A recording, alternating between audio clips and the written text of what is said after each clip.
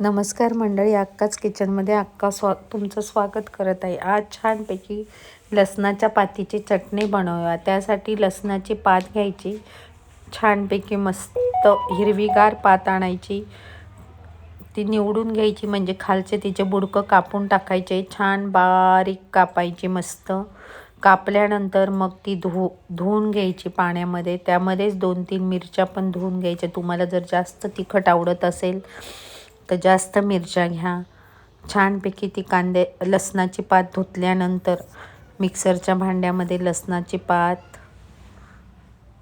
हिरव्या मिरच्या, धने, जिरे छानपैकी त्यात टाका आणि मस्त दळून घ्या। थोडासा लिंबाचा रस पिळा। खूप छान लागते ही लसणाच्या पातीची चटणी। तुम्ही एखाद्या भाजीला सुद्धा फोडणीला ही चटणी देऊ शकतात। खूप छान वास येतो आणि मस्त लागते ही चटणी। तुम्ही नक्की करून बघा।